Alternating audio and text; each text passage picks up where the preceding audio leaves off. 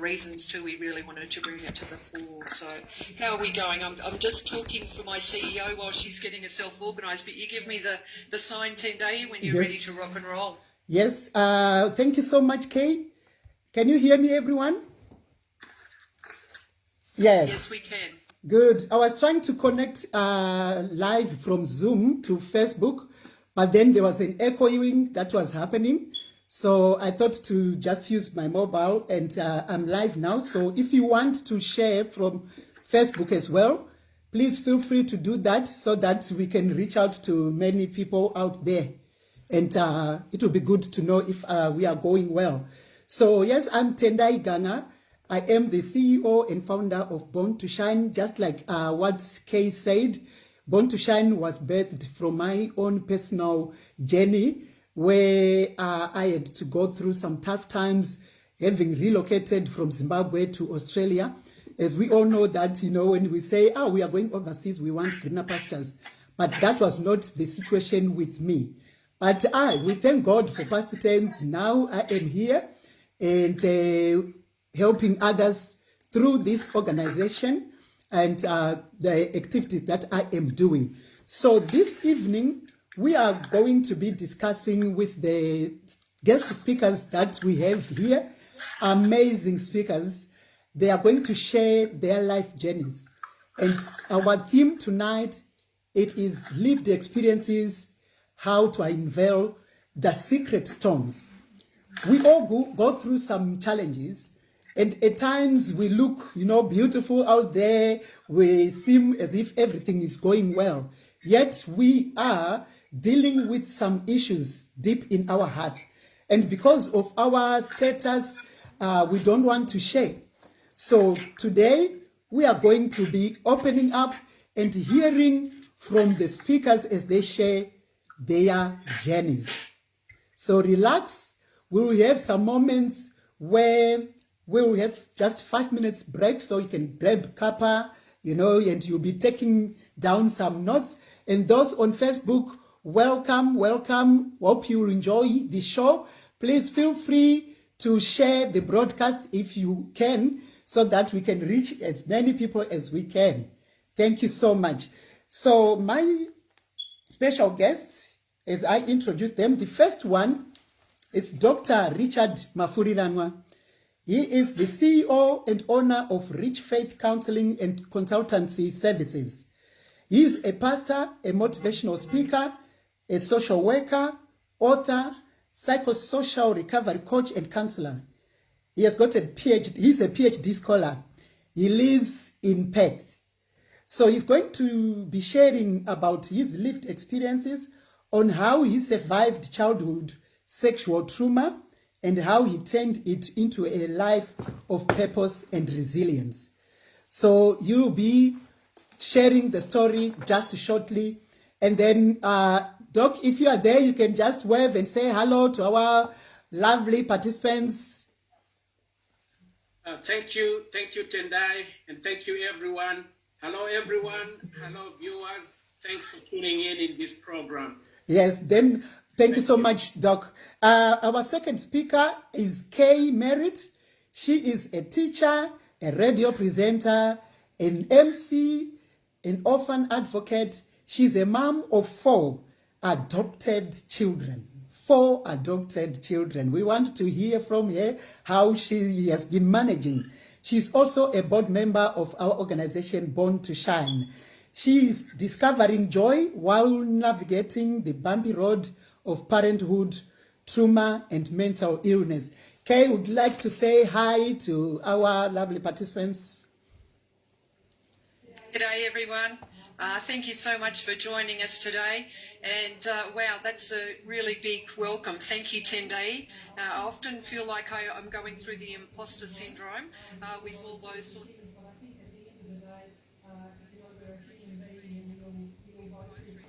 and it's about sharing our struggles and also our triumphs. So I'm looking forward to sharing with people tonight. Thank you, everybody who has joined us. I know people come from far and wide, and I know some of our African diaspora are probably running to grab that last bit of meal or something like that as they try to get online. We do hope that everything's going okay. As Tendayi said, please do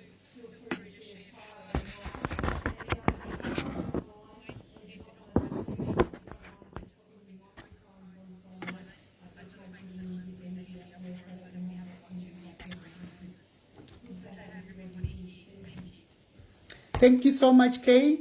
Thank you, thank you, thank you. So our last but not least, our special guest is Suzanne Greenwood.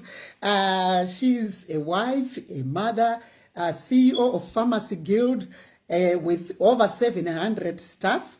She is a lawyer by profession, and she's going to be reflecting on the family's journey, supporting her partner who was diagnosed with clinical depression. Welcome, Suzanne, and would you like to say hi to our viewers? Thank you.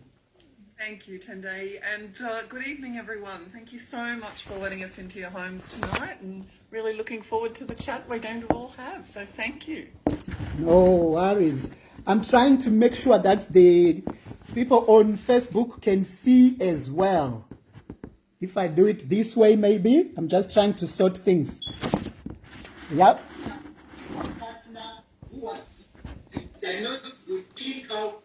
Hello, can you hear me? Someone, let me see. I have to mute people here. Can you mute your backgrounds? Ephrasia. Yep, she's done. Oh, he's done. Awesome. So, okay, without further ado, I will call Dr. Richard to speak to us. Over to you, Doctor. Let us clap hands for him. Thank you so very much, Tendayi, for inviting me to your wonderful platform, Born to Shine. And hello, everyone. My name is Richard Mafuriramwa. You can call me Richard Maf.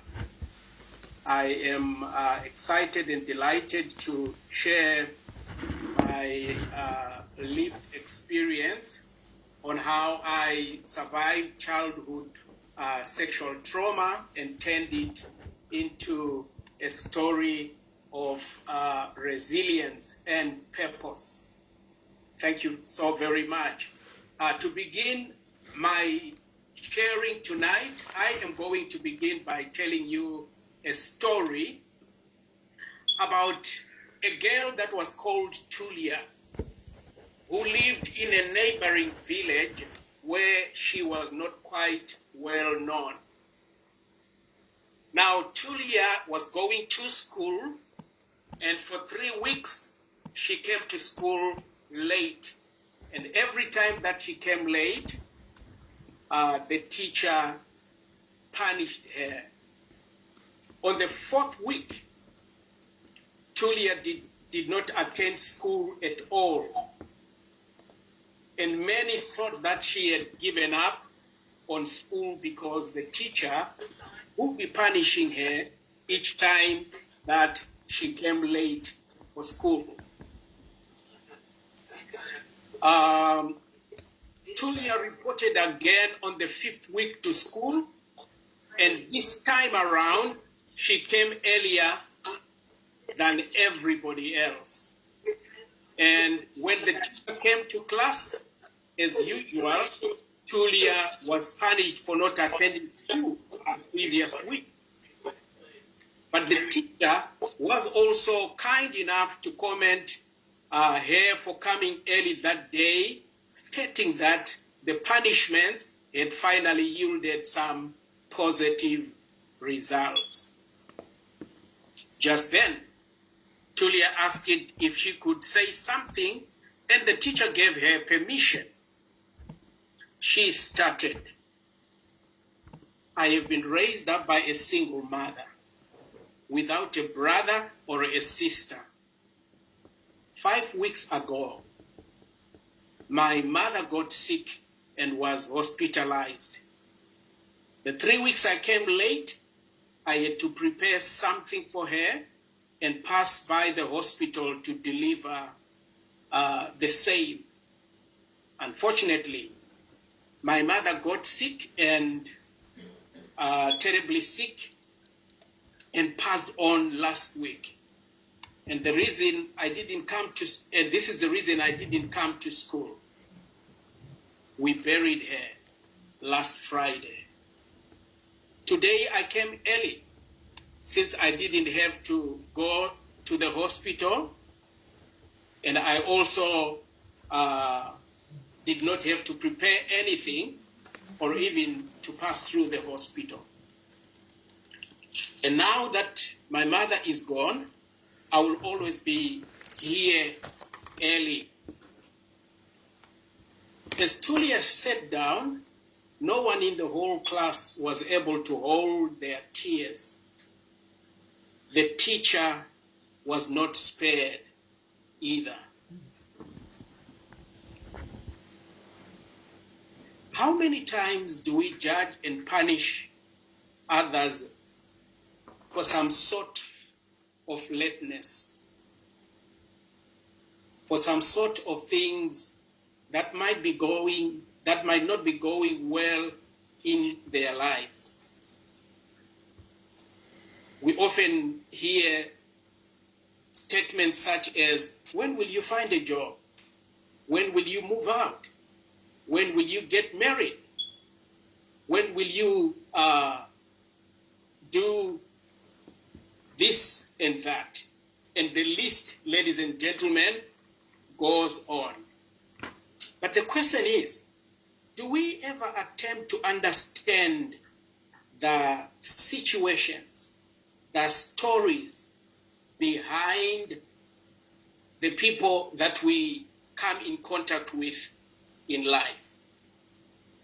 Some situations are not relative, and what we think could be very far from the truth.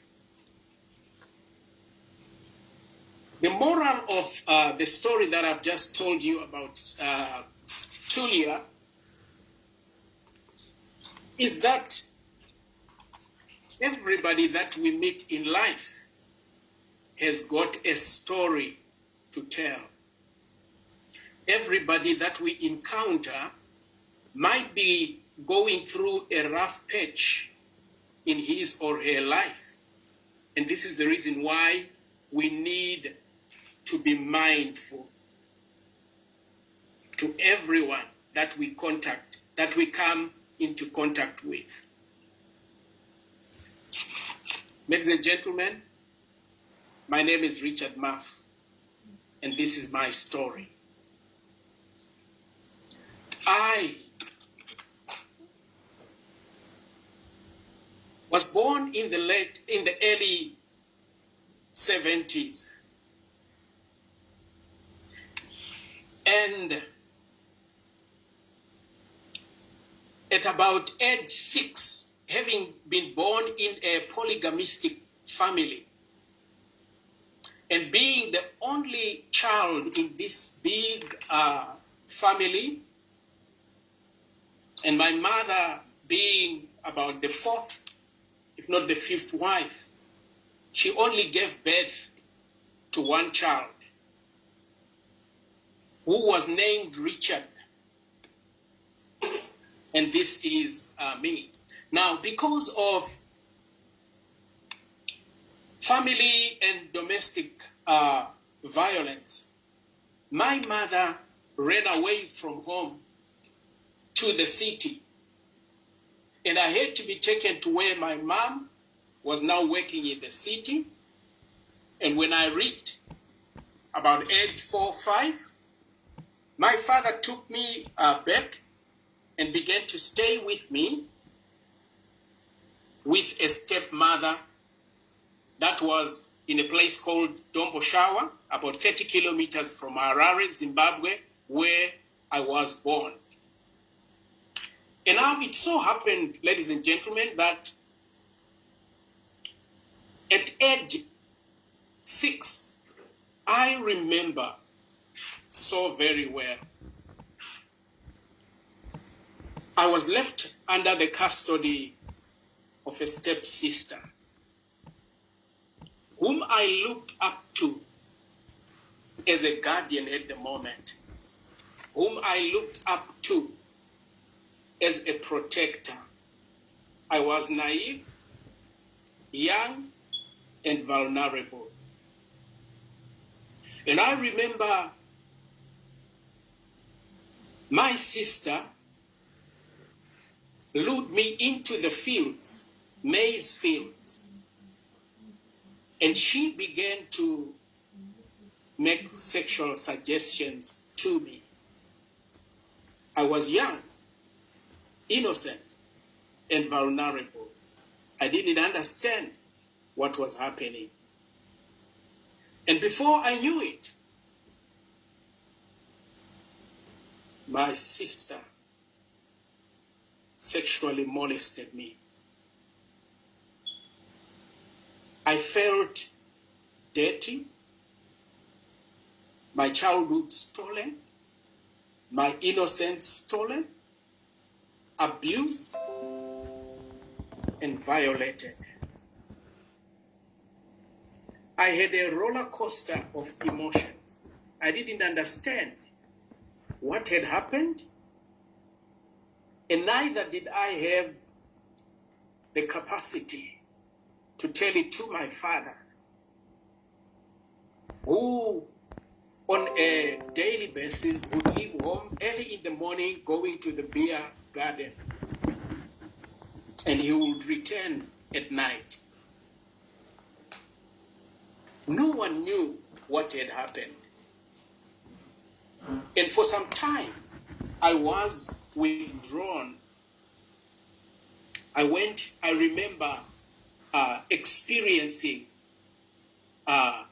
depression, being fearful. I remember having nightmares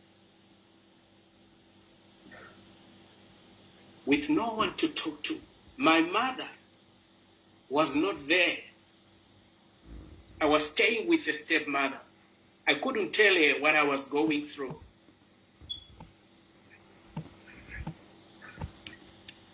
My life was shattered as a result of childhood sexual trauma, childhood sexual abuse, which can be defined as a violation of a child whereby an adult uses the child for sexual gratification and stimulation. But of course, this is against the understanding and the consent of the child. And this is exactly what happened to me at about age 6. The issue, ladies and gentlemen, of childhood sexual abuse is an issue that has been relegated for decades, but of late it has attracted scientific investigations. And indeed, because of the impact that childhood sexual trauma can be, especially throughout one's life, it requires attention, because when a child is molested, is violated, he or she experiences trauma, and that trauma grows with him or her even when he becomes an adult.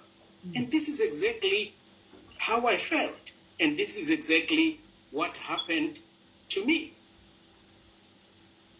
There are a couple of effects that childhood trauma can bring upon the child that is sexually molested. And these can include depression, anxiety, post-traumatic distress, low performance at school withdrawal, suicidal ideation. And this was true for me. I remember when I began going to school, in class, I was often quiet.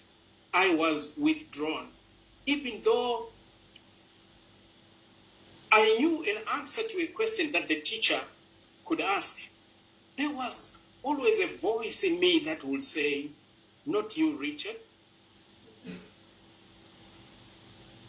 Remember what happened to you?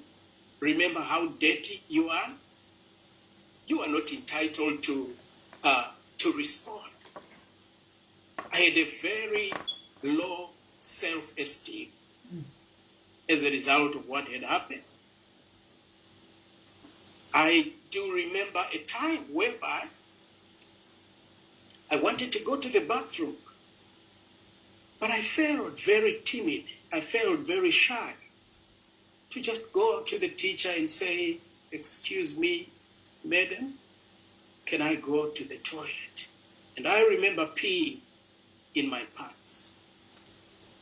This is the kind of low self-esteem that I had.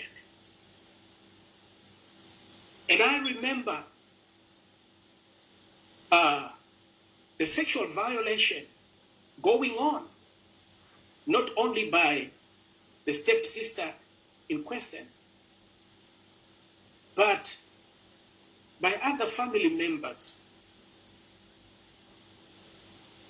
And as this was happening, I thought something was wrong with me. I hated myself. I hated my family of origin. I remember I would often cry and weep. I would often say, Mama, where are you? Daddy, do you know what I'm going through? But I did not have answers. And I remember taking a small book and writing all that I was going through and everything that was happening.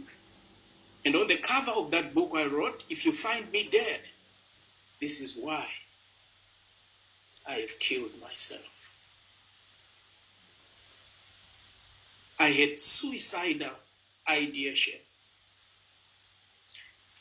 And I began to indulge in sexual promiscuity. And somebody could be asking, so how did you overcome? What happened? I remember on the 29th of November, 1985, on a Saturday evening. Prior to that, I had proposed love to a girl that said, Richard, if you love me, come to the Scripture Union. And I said to her, if I come to the Scripture Union, will you love me? And she said, yes, if you do come to the Scripture Union, I'm all yours. So I began attending the Scripture Union meetings, not because I wanted to worship the God that this young girl was serving, but because I wanted to impress her. And on the 29th of November, 1985, it so happened that her brother, who was my accounts and English teacher, he is now a preacher who lives in Sydney, happened to be sharing that night. And I was seated right at the back in the laboratory with a friend that was now introducing me into drugs and alcohol. And that night, I felt I needed to try religion and spirituality, to be specific, Christianity. So that night, I gave my heart to God, and I can say to a greater extent, I have found healing and therapy through my spirituality to a greater extent, through the relationship that I have experienced over the years with God. And I do not regret doing that. And to wrap this up, I have got five model approach that I have found helpful in getting therapy for my childhood sexual trauma. The first one is acknowledge. I had to come to a point whereby I acknowledged that something was wrong.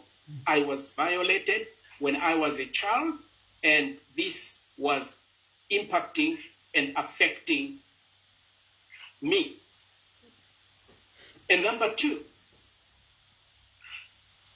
I've had to seek medical assessment, and I was diagnosed with post-traumatic stress disorder.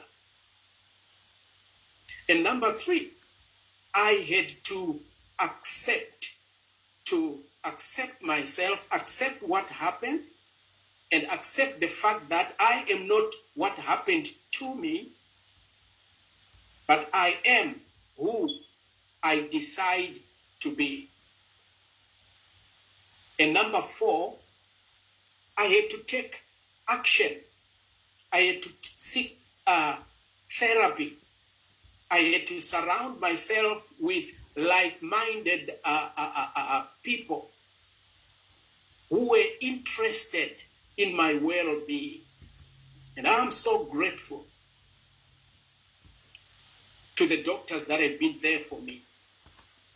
I am so grateful to my spiritual father by the name Archbishop, Professor Ezekiel Guti, whom I met around 1986, 87, there around. And he accepted me and began mentoring me up to this day. So I had to take action. Now, I had to tell, still on that point, I had to tell my story.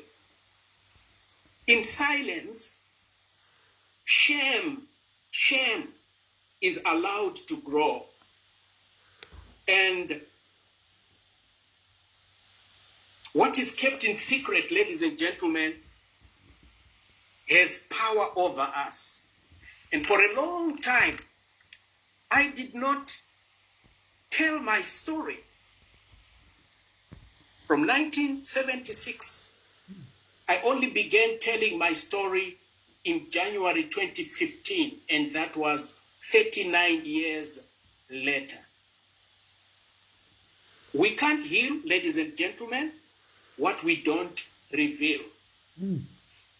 So I had to use the principle of telling, seeking therapy, acknowledging that I have a problem. And the last thing is affirm. Over the years and through psychotherapeutic intervention and support, I have learned to affirm who I am. I have learned to confess positively that I am not what happened to me. I am not what was done to me, but I am whom I decide to be. And for a long time, I was in isolation. I had withdrawal. But guess what, ladies and gentlemen? I have embraced my trauma. And I have decided to turn my trauma into a life of resilience, into a life of purpose. I am not what happened to me back then, but I am whom I have decided at my own initiation, at my own will, and through the help that I've been getting. So, ladies and gentlemen, this is my lived experience of how I survived childhood sexual trauma. And I believe I am a model. If you are there listening to me, you experience childhood sexual abuse, you experienced incest, you experienced childhood sexual trauma, and you are there. You are withdrawn. You are in isolation. You are possibly at the verge of committing suicide. I want to say to you, you are not what happened to you. You can decide to embrace your trauma, your pain, into a story of resilience, into a story of purpose. And this is exactly what I have done. Thank you very much, Tendayi, for inviting me to tell my story. I believe somebody has benefited in one way or the other through my lived experience. Wow. And how I overcome childhood sexual trauma. Thank you very much, Tendayi. Wow, thank you so much, Dr. Richard Mafuriranwa. Let us clap hands for him, wherever you are. What a great story. It's amazing to hear what people are going through or what people have gone through. And it takes someone who is brave to be able to come out and share such stories. Because at times you are afraid that people will judge you. How will people see me? Thank you so much, Dr. Richard, for sharing such an amazing story. It has touched many people. I've got people who are on Facebook. This technology, I wanted to connect this broadcast straight from Zoom to Facebook, but it's echoing on my laptop. So, because I wanted people from Facebook to be connected as well, to be able to see the participants. So, we are going to have like 5 minutes break so that you can grab some water, tea, just stretch before we go to the next speaker. If you have got questions, just keep them, on your notepad or keep them coming. We'll give you that opportunity to ask the guest speakers at the end of this show. And I want to welcome you again. I can see we have got so many people who have joined on Zoom and on Facebook. This is Tendayi Ganga. I am the CEO and founder of Born to Shine organization. And I welcome you, and please enjoy this show as we are discussing about living experiences, unveiling the secret storms. We have got a lot that we are holding on to, something that has happened in our lives. But tonight, it is a healing moment as we hear these stories. He has overcome, and he has shared the strategies that he took to heal. So we can learn from his experiences. Thank you so much, Doctor. Thank you so much. So I think now we'll just have a short break. Don't go away. Prepare your cuppa, and we will be back. Those on Facebook, remain there. Please don't go away. And if you can, please share the broadcast so that we can reach many people out there. Thank you so much.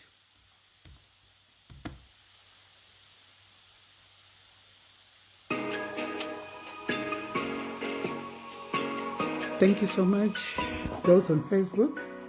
Yes, those who know technology, help me, because I've tried to get a connection live from Zoom to Facebook. But what is happening is that the more I do that, the sound on Facebook and the sound on Zoom is coming together. So yeah, hopefully you're okay with this setup. Let me know. Let me know. Thank you so much.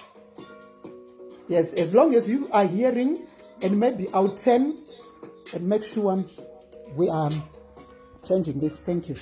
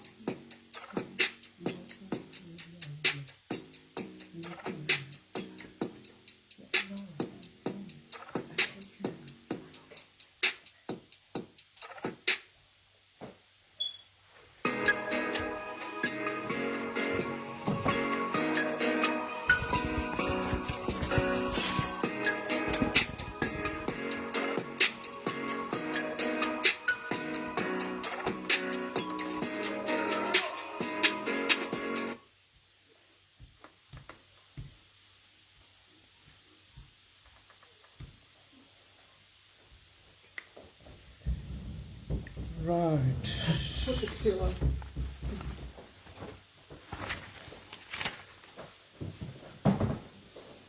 Welcome back, welcome back.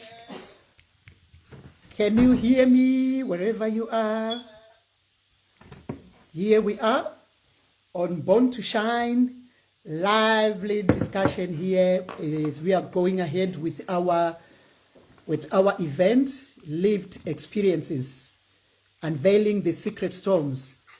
So we have had a sad story.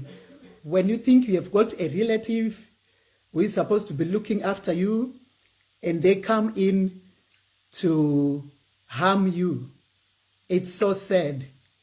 It's so sad. There's a lot that is happening out there.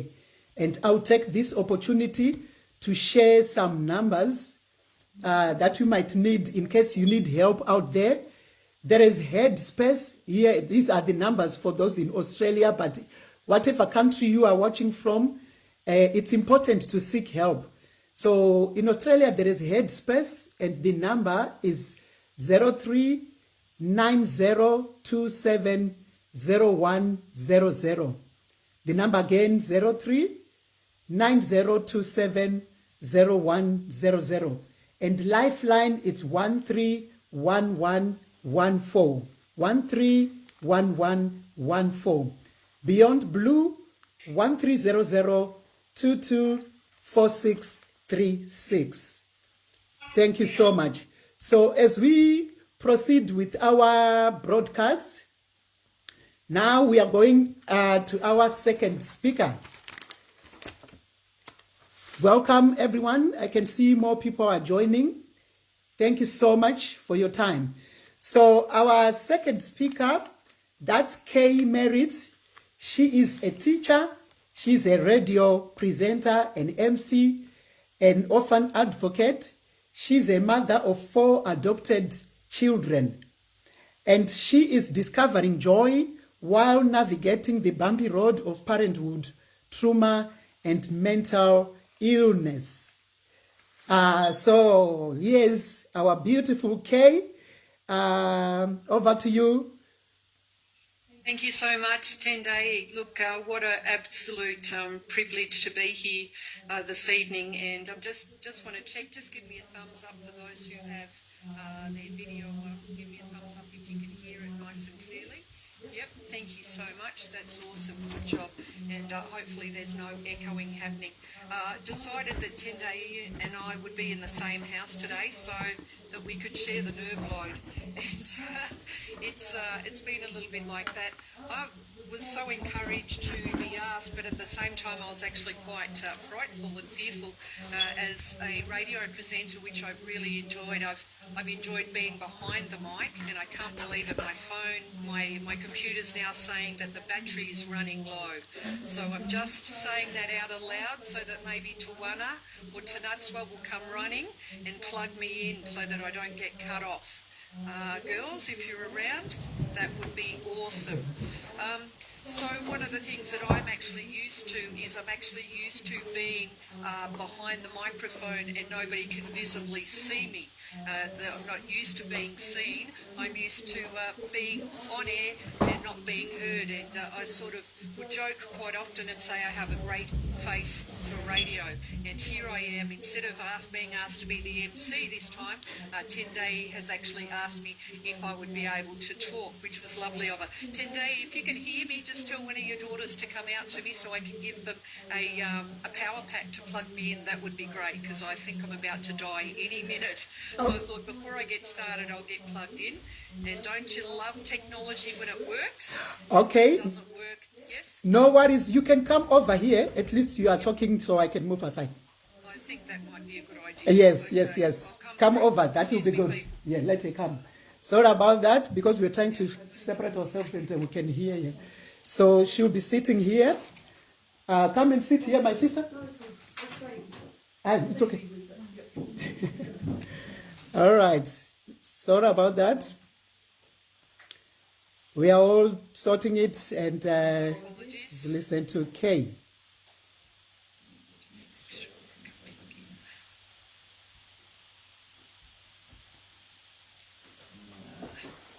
plug in. Sorry. It's faster, my sister. Okay.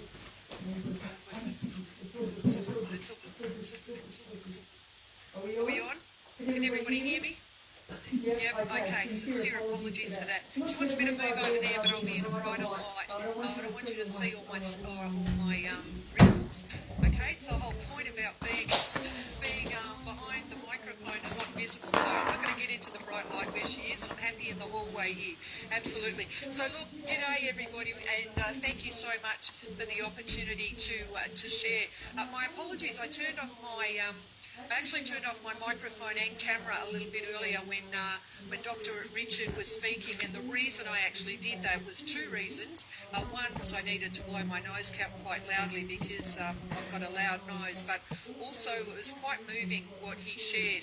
And somebody, I think it was Lydia, who put in the comments that, wow, we never hear this from a man. We always hear that some female has been sexually abused. It doesn't make it right in either case, but absolutely very courageous of Dr. Richard to share his personal story and bring it out in the open that young boys do get molested, and it is very, very heartbreaking, and we do need to support where we can, and I think it's wonderful that he was willing to share tonight. I was also writing down his 5 points, so I didn't want you to see my head going up and down like this as I was writing down the points, which was another reason that I turned off my video, I must say. I'm going to launch into it. I might have to read a little bit because the nerves are there, just a small amount. But I'm going to share with you a little bit about growing up because our theme for this mental health seminar is lived experiences and unveiling the secret storms. Well, we've already heard from Dr. Richard and his secret storm and how heartbreaking to be violated from a family member, and at such a tender and young age, such an impressionable age where those scars, although the scars might grow the tough tissue over them, they're always there, and as much as he has received the help and he's moving on with life and been able to conquer a lot of that pain, there's still very, very deep pain there. And he's been able to use it as a launching pad. And I'm hoping tonight that some of the things that Suzanne, Richard and myself share help you to be a launching pad into a better life for yourself, or maybe getting the help that you actually need.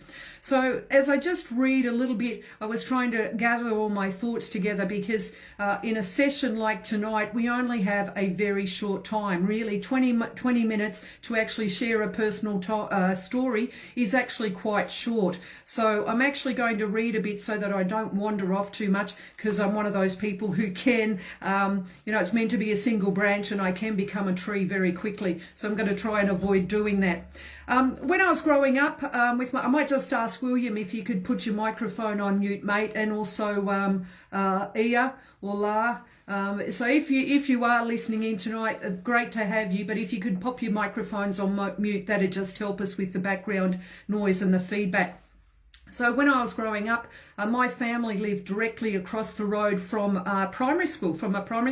This was actually really handy for me because I'd almost roll out of bed a few minutes before school when Mum would let me, and just run over in time for the bell. But it also meant that I could slip home at times for lunch. But I had to be careful because if the teacher caught me going home, I'd be put in that little black book, and nobody wanted to be put in the little black book because 3 strikes and you had to visit the principal, who in that era had a very large cane, which from the horror stories that I heard really hurt when struck across your knuckles or on the back of your legs.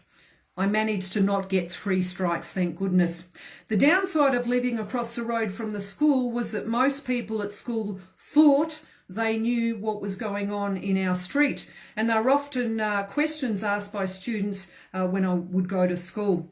Now, the difficulty for me was that I came from an alcoholic home, which entailed many arguments between my parents, and I mean loud arguments, the ones that could be heard right down the street on either end of the street. Excuse me. So often as a child, I'd have sleepless nights worried about my parents and whether they were going to hurt each other. And I didn't know what to do or how to fix the problem, but I soon learnt very quickly how to become a good actor. And with acting,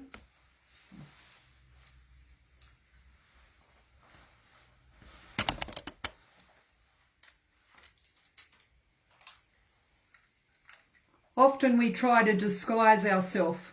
A pretty bad example, this is my daughter Philo's wig and she knows how to wear it much better.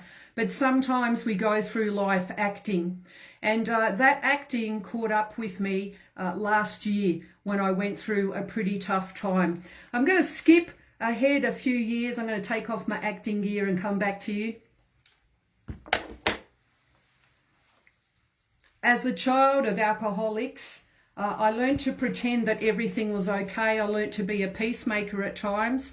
And, you know, people would see things that were going on at school. They'd often see the police or they'd hear the ambulance or different things. And I'd go to school and I'd pretend that there was nothing wrong and that everything was okay. Or I'd make up some story about somebody getting hurt and we tried to help them and had to call the ambulance. Often it was, you know, quite the opposite. Dad not well or something like that. Fast forward into my teens and early 20s, and I continued to cope with life's ups and downs with a similar fashion where I would pretend that I was okay. I often felt very sad, very lonely, very worthless, and I found it difficult to see any real point to life. And it was at this time that I am so thankful that a good friend actually took me to the doctors and I was first diagnosed with depression. Living with depression is tough. You know, you have your good and your bad days, and for me it meant that I needed medication. And medications help me from plummeting into the very deep holes that can be suffocating. I've heard people say that if you take medication for mental illness that you are weak. Well, actually it takes a lot of strength to get the right sort of medication for your illness, and it also takes a lot of perseverance.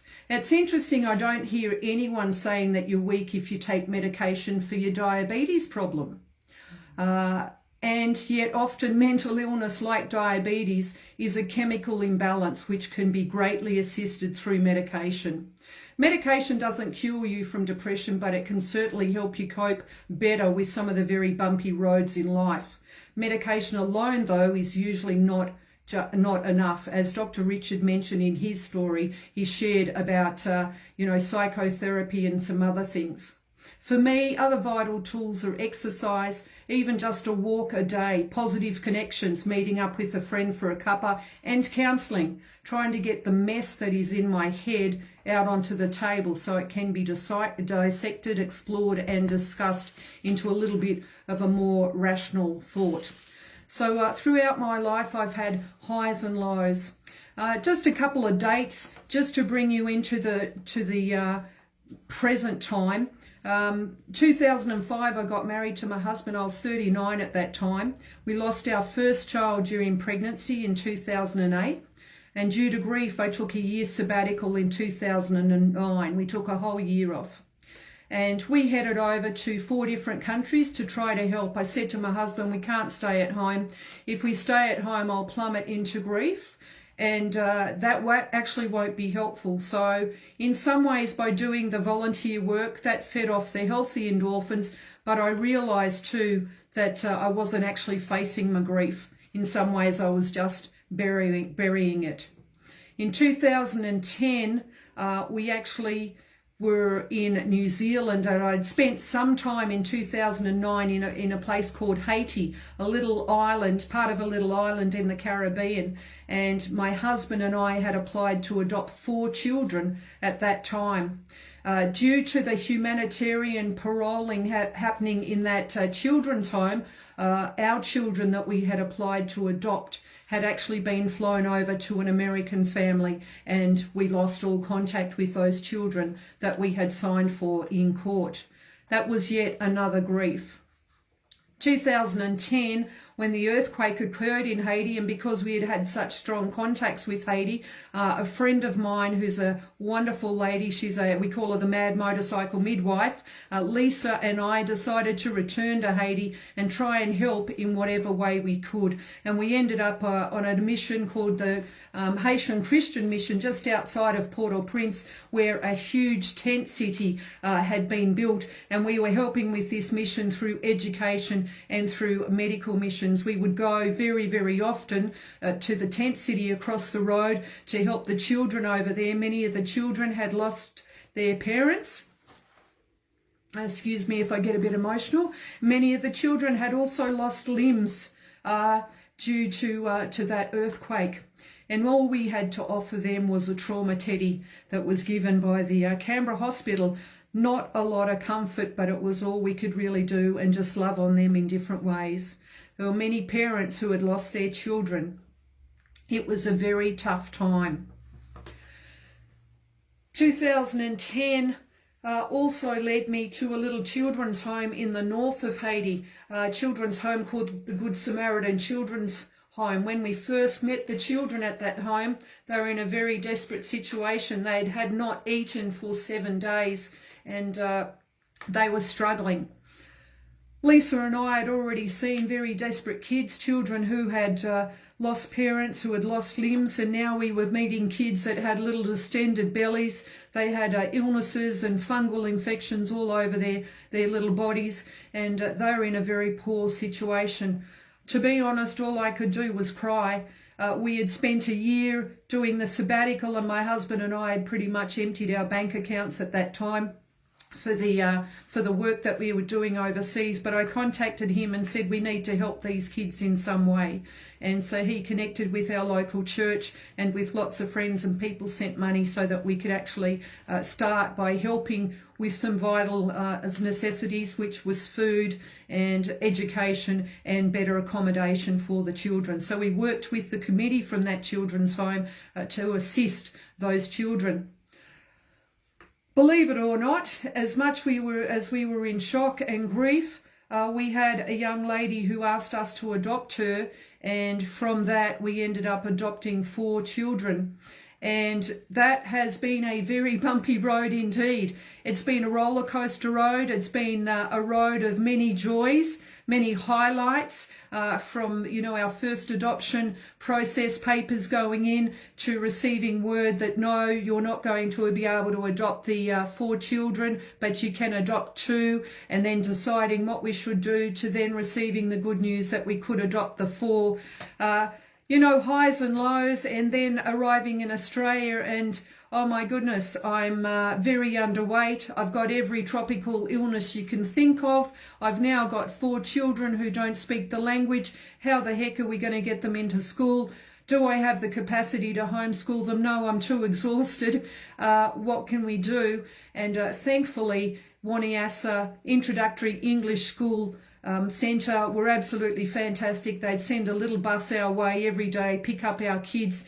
And if Maria de Souza is probably not listening, but Maria de Souza and some of the wonderful workers there were absolutely amazing, and really such a God-given lifeline for us to get our kids out of the home for a start, so I could have a little bit of resting time, but also to help them with their English skills.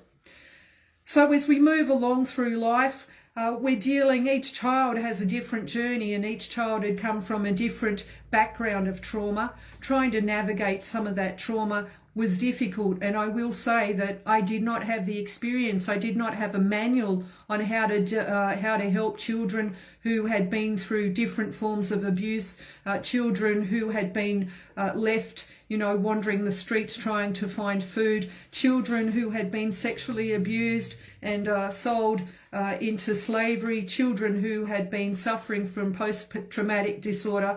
None of these things I was aware of, and none of them did I know really how to help. And that was difficult. It was a difficult learning journey, and it was a path that we trod together. Sometimes tough. I might ask my daughter to possibly turn off her video. That might actually be a bit helpful for me, so that I don't see her in my screen, because we're probably going to cry together. Thanks, sweetie. So I want to share a couple of the highlights, but also some of the difficulties. I've been given permission by my daughter to share a little bit about her story, and then I'll continue on with my story. So my middle, as I'll call her here, she knows who she is, and lots of friends do, but we'll just call her my middle. She's an amazing young lady. She has been through a really tough time in life, and she has suffered with post-traumatic stress disorder from quite a young age. Wasn't diagnosed until being here in Australia for quite a few years, but I knew she had a lot of anger in her, and I knew she had a lot of hurt and pain. Sometimes I would have to go into the room where her and her sister slept, and my middle daughter would be having a major meltdown. I'd call it Tanty, but it really was at that time major meltdown. She had feelings she didn't know how to express, and they were big feelings. They were feelings that were all over the place. She didn't have the English language for them. I don't think she would have even had the Haitian Creole language for them. But they were feelings of pain, feelings of torture, of her little life which she had lived through, feelings of deep sadness, of lack of connection. There were feelings, I know, of disgust in herself and why me, and a whole lot of big feelings that little girl didn't know how to describe. And sometimes she threw absolutely everything in that bedroom, and she wanted to break it. She wanted to see it in a million pieces because that's how she felt. I didn't know how to help her. Sometimes I held her so tight that I thought I was going to suffocate her, and I wasn't trying to do that. I was just trying to hug all the badness and all the sadness out of her, because I know she was going through a tough time. Sometimes I would just squeeze her so hard. Here come the tissues through the side door. Don't you love that? Thank you. Thanks for the tissues through the side door. Sometimes I would just spend the whole night holding her and squeezing her until her sobs had stopped on my very flat chest. She's got a nice breast to nestle into, which I think her boyfriend particularly enjoys. Not too much, young man, not too much. And then we'd talk, and we'd have a little chat about what was hurting. She often didn't know. But this young lady was brave enough to get the help that she needed. We had to get some help through, we tried a few counsellors. I went to spent therapy, where I would go into counselling with her every session. She wouldn't let me out of the room. I had to be in the room with her. And I've got to tell you, I nearly fell asleep sometimes in those sessions because I was just sitting there. I felt like I was just a fly on the wall, and she just felt like she couldn't necessarily describe her pain. Now, as much as that counsellor was a fantastic counsellor, I realised Philo was just not connecting with her, and so she wasn't able to share her story. We actually ended up finding a wonderful social worker who contacted me beforehand. I mean, I connected with her, and she rang me beforehand, and she said, "How's the best way to help Philo, Kay? You've known her for a few years now. You've been through some of those difficult challenges. How can I first connect with her?" And I said, "You need to get down on the floor on her level. You need to have dollies around." She was 13 years of age at this time, my daughter. I said, "You need to have little dollies around, and you need to have toys around and comforting things around for her, and you need to get on the floor, and you need to speak at her level. And until you can do that, you will never connect with my daughter." This young lady, she would have been in her late 20s. She was amazing. It's exactly what she did. She got down and she connected with Philo. I think the first couple of sessions, all they did was play dollies and played Uno and just did things Philo wanted to do. And they continued on for quite a few months, right to the point where they were actually able to write a timeline of Philona's life. And that has been such a wonderful gift for her. Philona, no, I've just said your name, sweetie, sorry. You said to me you didn't mind what I shared, so now people know. And you have received an award for bravery, so well done. You'll share your own story at some point. She shared a timeline of her life, and there's huge chunks of her life that are still missing because she can't remember them. But she has been courageous in that she's dug deep and she's been willing to die and do some of the work to getting to know what those memories are and to try to get them healed. And so my middle daughter, I want to salute you. I know you're on air watching and you're probably bawling as well. I've got to blow my nose. Because of you and your struggle, you've helped your dear old mum. Turn your video off because I'll start crying again. Get your video off, girl. Sorry, guys. Okay, compose. I try not to cry. My default is often get angry instead of crying, and that has not served me well in life. I thought it would serve me well and give me strength. I am learning over the last few years that getting angry is not always the best thing. And this is where I'm going to bring it back to my story. So with helping the children in Haiti, I have never left Haiti emotionally.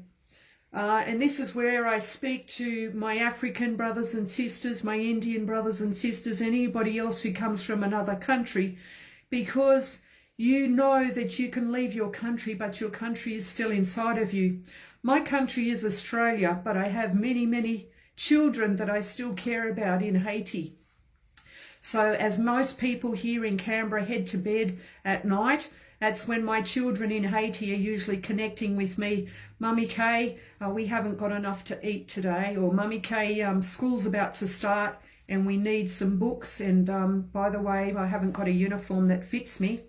And we have fortunately been connected and partnered with an organisation that helps out with some of those things. But I've got to tell you, it's been 7 years since my children have been adopted, and it hasn't been an easy process. Each one of my children is going through their own journey and they're all dealing with it in different ways. Some ways not so good, some ways a little bit more positive, but it's their journey and I can only be there to help them where I can. Sometimes there's been heartache, sometimes there's been disconnect, sometimes there's been amazing joy. The journey continues. In the last couple of years, I took on a contract teaching because I realised we needed the finances and my kids were going fairly well.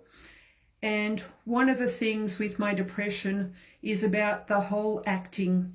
And the acting job has been something that has served me really well, much better than the anger.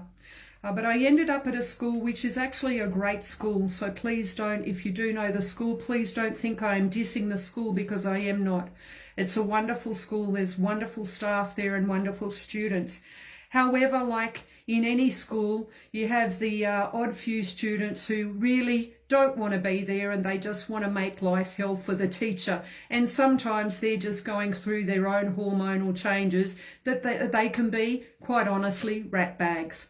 And I've struggled with some of these students, and I think because of my own difficulties with trying to reintegrate into Australian society, having the pull with Haiti and trying to help the children there who would give by the way, they'd give their right arm to be able to go to school, and often they can't. It's been difficult teaching students who say, oh, I'm not going to do that. You can't make me do that work. I don't want to be here anyway. As a teacher of French, that's difficult. I sort of get it because, you know, it's one of those subjects they've been forced to do. They don't necessarily want to do it.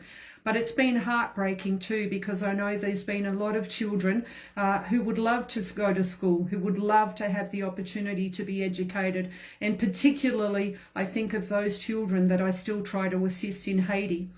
Each one of them has a dream, each one of them has aspirations. And so they would be shocked and horrified to hear what some of our Aussie students say. So over a period of 2 years, what I realised I did was, I was getting so worn out and so tired with my depression, I went into my default mode of anger, and I would get angry. And part of depression at times is anger, when you're getting so low that you can no longer do the acting. And I didn't realise that I was having triggers everywhere. I was getting angry at home, I was getting angry at school, I was getting angry with friends. I didn't want to see friends, I didn't want to connect. it was at this time as well that I decided I needed a break from the radio, something I absolutely love, one of my passions, but I realized I couldn't even think of anything joyful to say on radio. I went back to my doctors, and that's when my doctor actually diagnosed me with post-traumatic stress disorder. And, you know, it was... Malcolm, if you could just pop your microphone off, please, buddy. Thank you. It was at this time that I was surprised, because I thought people who get PTSD are people who have been sexually abused, like Dr. Richard shared with us, or people who've been over to Afghanistan and they've had people dying by their side and they've been in such difficult situations, or people who have come from very difficult countries where they have seen their family or their, loved ones slaughtered, and I hadn't seen that. And yet I had lived it with the empathy, I guess, with people who had been through the earthquake. And so it made sense that that's what it was, post-traumatic stress disorder. And so I decided to resign from that job and to take out a bit of time to just focus on getting the help that I needed, which meant looking at my medication again. It meant quitting a lot of the things that I was doing, because I was exhausted all the time and I was always trying to put on the brave face, and that wasn't necessarily a good thing for me. The acting had served me well for a long time, but it was time, and the Lord wanted me to stop acting and to start being myself. And through the opportunity with Born to Shine and some of the different activities that we've got involved with, I've been able to share a little bit about my journey. And so today, I'm living still with depression. I'm getting help with the post-traumatic stress disorder, getting help with the nightmares that I have about the children. But the big thing for me is about pushing on and overcoming those storms. Some of the storms can feel like it's a black thunder or a negative, nasty thunder or a lightning strike all the time. But it's about getting back up again to face another day. And I wanted to share a verse, because I haven't even checked time and I've probably gone right over time. My sister needs to give me a bit of a time call so I have a bit of an understanding. But I wanted to share a verse from the Bible, and it's one that has a lot of people have used just little parts of it, and I think it's a fantastic verse, but I want to read the whole thing for you. And it comes from Isaiah 61, verses 1 to 3. I want to read the whole verse for you. It's quite a long one, but I think it's really a good one. So the title is The Year of the Lord's Favour, verse 61. The Spirit of the Sovereign Lord is on me, because the Lord has anointed me to proclaim good news to the poor. He has sent me to bind up the brokenhearted, to proclaim freedom for the captives and release from darkness for the prisoners, to proclaim the year of the Lord's favour and the day of vengeance of our God, to comfort all who mourn and provide for those who grieve in Zion, to bestow on them a crown of beauty instead of ashes, the oil of joy instead of mourning, and a garment of praise instead of a spirit of despair. They will be called oaks of righteousness. Oaks are very, very solid trees. Oaks of righteousness, a planting of the Lord for the display of his splendor. And the reason I share that verse and the reason it's so important to me is sometimes we can feel like our mind is so messed up that it's beyond repair, and we do feel like that all we are is ashes, and yet God will bring beauty out of that. The other thing is that God has used me to bind up the brokenhearted. There have been times where I've cried with little children in Haiti because of the loss of a parent, because of the loss of a limb, and how will they survive in a country like that where there's not a lot of resources. I have been able to cry beside my middle daughter with some of the grief that she's gone through, some of the revelation that has come to her about what had happened in her life, we have also been able to rejoice with the triumphs that she has made, because she is an overcomer and she has been courageous to look at some of those things that have been done to her to try and hurt her and hold her back. But the enemy has not been victor. She has been victor. And God, our God, has been victor. So I share, I guess, from a Christian point of view as well, because I do have a faith in the Lord Jesus Christ, and his Psalms and his word has actually meant a lot to me and has really helped me. Is our life perfect at home as a family of 4 adopted children and my husband Max, who puts up with an overbearing wife who doesn't understand why she's doing doona therapy yet again and spending the whole day in bed? You know what? We're not a perfect family. We travel each day and we take each day as it comes. We do know there's help out there. Some of the things that we've turned to for help: Lifeline 131114, really important. Lifeline 131113, 1114. They're always 131114. My apologies, my dyslexic moment. 131114, and so many good organisations. One of my favourites is the Black Dog Institute. I have the 2 little Black Dog books that I use very often, and I've just made my daughter and her boyfriend read these little Black Dog books. I had them in my bag to show you all. I think they've all disappeared now. Always the way when you want your resources. Anyway, Black Dog, great. Black Dog Institute, a great organisation. So I think that probably wraps it up. I did go off. I did become a bit of a tree instead of a branch. My apologies, Suzanne, and to other people listening in. And I certainly got more emotional. My apologies to my daughter. She'll probably give me a big dig later on. But I just want to say, you know, if you're going through a tough time, there's a great band called NF. And they've got a song on our radio station at the moment, that you're not alone. And so many of us are going through a difficult time due to the lockdown. Many of us are struggling with, missing home if you come from a different country, how to fit in. And many of us are struggling with loved ones that have passed away recently who we've not been able to see. So there's a lot of grief around, but let's help each other, because we're here to help each other. We're a society that can help each other. And I think sometimes just by hearing each other's stories and knowing that we're not alone is actually a really helpful thing. So please don't despair. And thank you so much for listening this evening.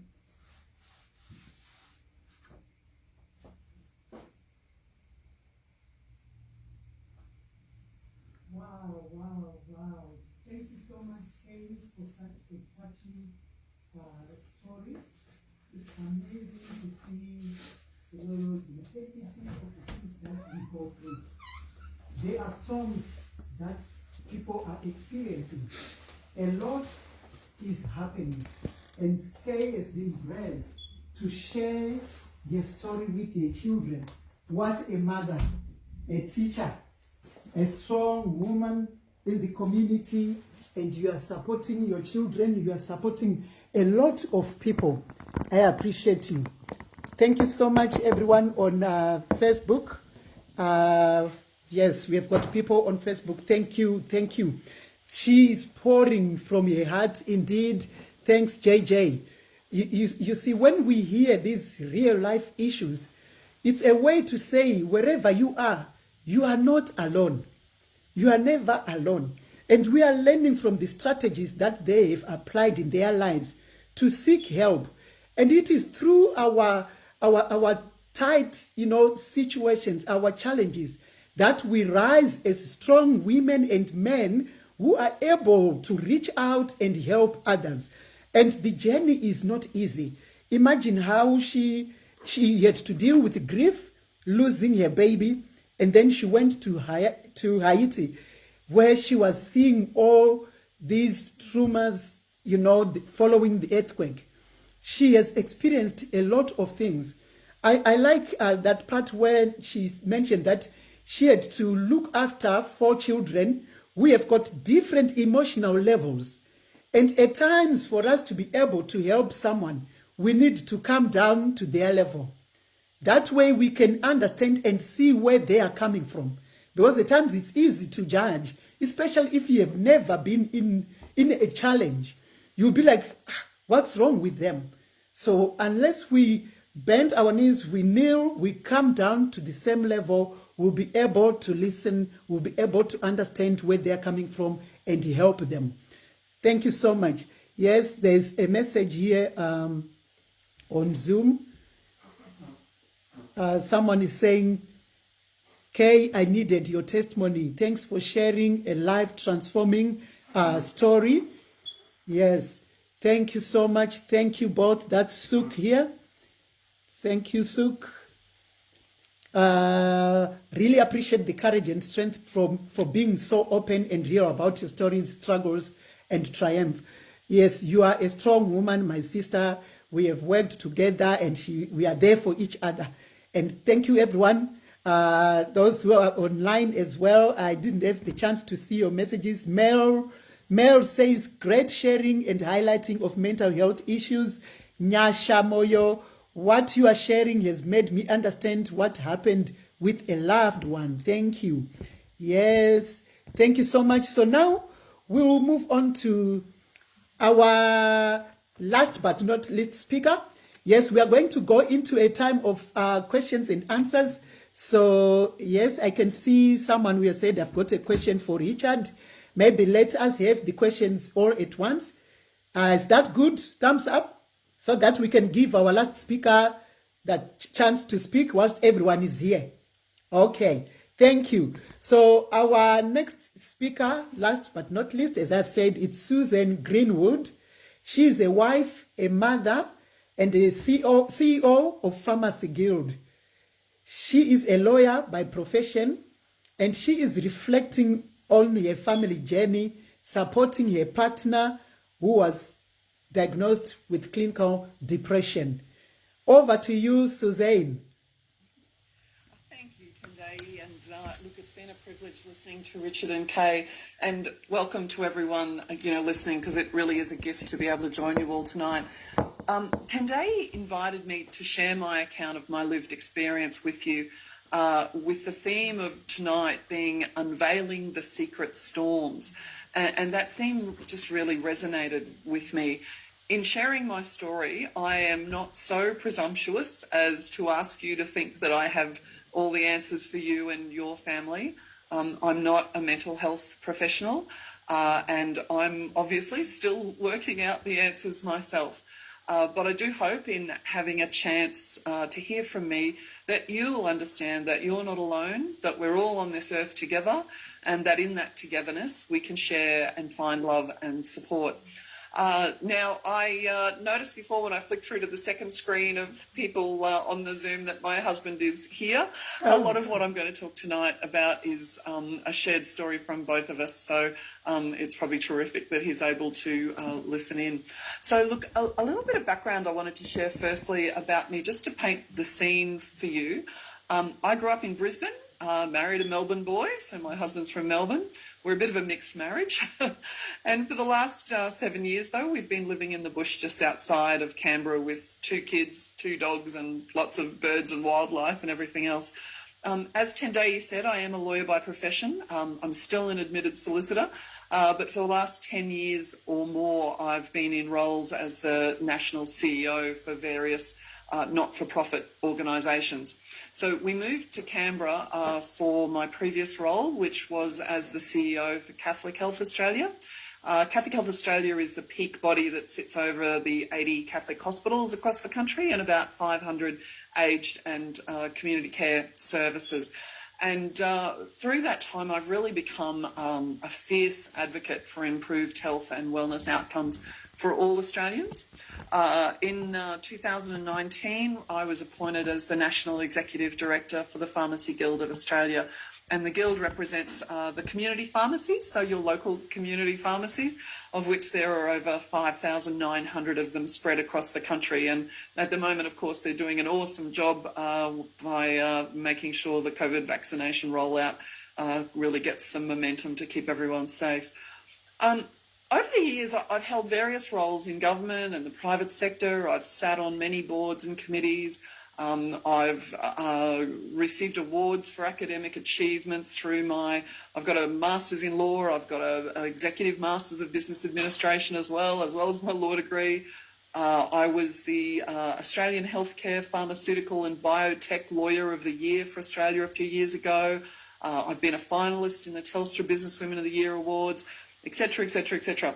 Now, my point in sharing all that with you is not to be boastful, but it really is to unveil my secret storms and to let you know that, mental health challenges can be a reality for everyone, every family and every friend.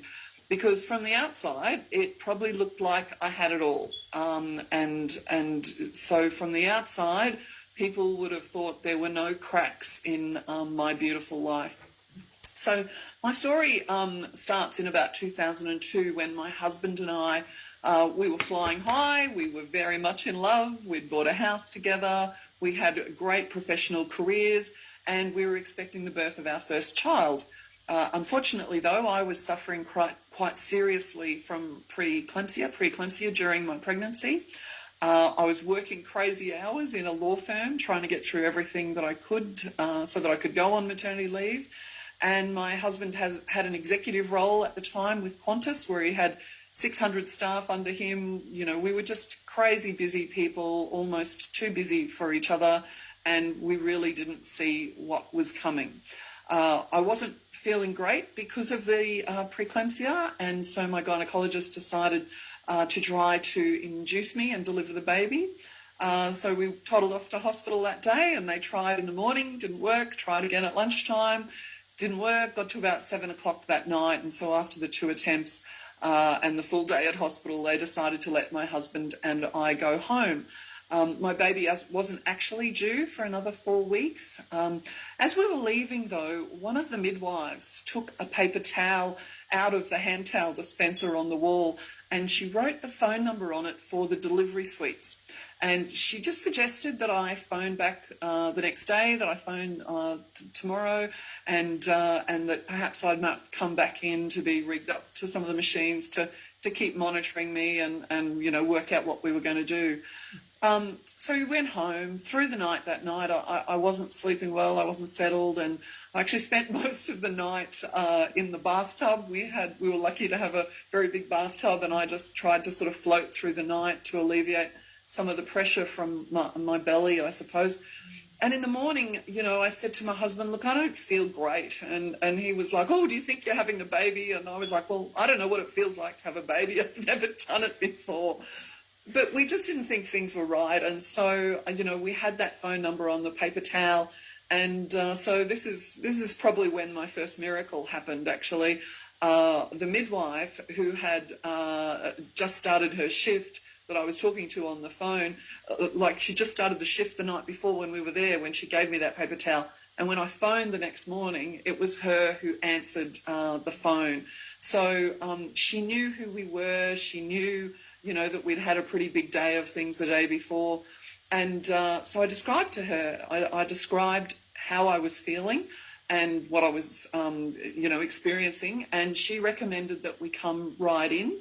Now, we didn't realise that anything really was seriously wrong. So, my husband had a shower, I ironed a shirt to wear, packed a little bag for being in hospital.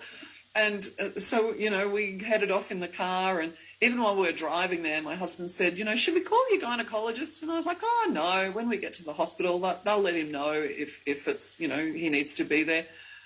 But as soon as I got there, normally you'd wait at the counter and they'd serve you. But this time, the second we walked in the door, they were like, oh, Mrs. Greenwood, come right through. And so we were ushered right in, and my gynecologist was actually anxiously waiting at the door of the closest delivery suite.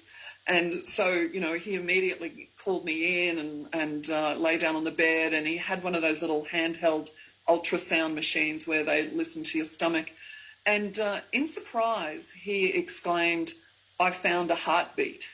And of course, I was thinking, well, of course you've got a heartbeat. There's a baby in there. Of course you've got a heartbeat. But from what I described on the phone to the midwife, she knew that I had suffered an abruption, which is where the placenta separates from the uterus. So essentially, my baby's lifeline had been cut off, and so her life was seriously under threat. And then the next risk is that my body would blood clot as a result, and so both our lives were in the balance. So they said, right, we've got to go in for a C-section, you know, immediately. And as they were wheeling me out into the operating theatre for the emergency caesarean section, one of the nurses said to my husband and I, "Have you two said your final goodbyes?" And I know that sounds really shocking, but I am actually just so grateful to that nurse that she said that. Because it meant we were able to take a really quick moment of pause for a kiss and a cuddle. And I just can't imagine if we didn't have that moment and if things had gone really bad. I just can't imagine how devastated my husband would have been. But at least we had that moment. So in the operating theatre, the anaesthetist administered an epidural. And as soon as he did it, basically, my gynecologist said, you know, "Can I start now?" And the anaesthetist just said, 2 minutes, just wait 2 minutes for for the anaesthetic to kick in. And my gynecologist looked at me and said, 2 more minutes, this baby is dead. Do you consent for me to start now? Now, as a lawyer, I really understood what he was asking. You know, he was having to go outside of a normal protocol in that I would have no anaesthetic when he was putting that scalpel into me. And so he absolutely needed my clear, informed consent. Of course, I said yes, you know, as I might not have been a mother at that point, but having a life nurturing inside you, you know, you'll do anything. So yes, I do know what it feels like to have a knife through my belly. My baby was delivered within 7 minutes of when we had walked in the door of the hospital.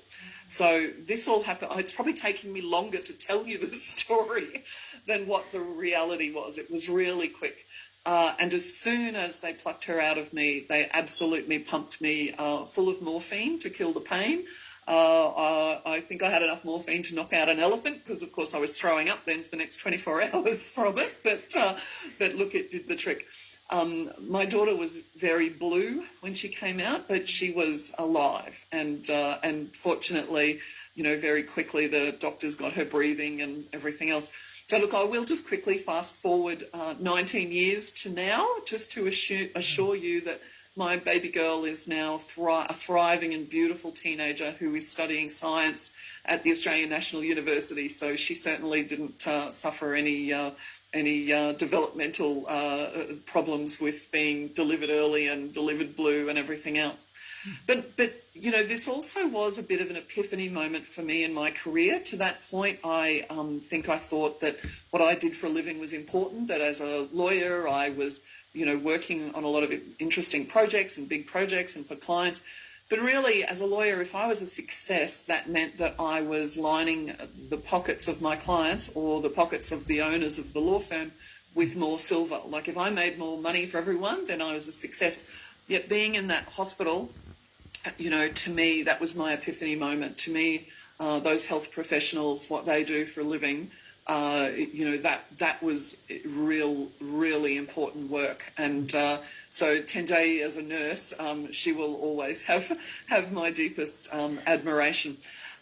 So after the birth, I was obviously very focused, though, on the needs of my new baby. I didn't realise that my husband was spiralling down a bit with the shock of having nearly lost his wife and baby, and at a time when he was working ridiculous hours that, you know, he barely understood how sick I was through that period or how serious it all was. And within a couple of weeks, he ended up being diagnosed with clinical depression and he had to leave his job. His own mother had passed away when he was only a child from cancer, and this current experience, it really just dug up a lot of unaddressed emotions and trauma that he had from that.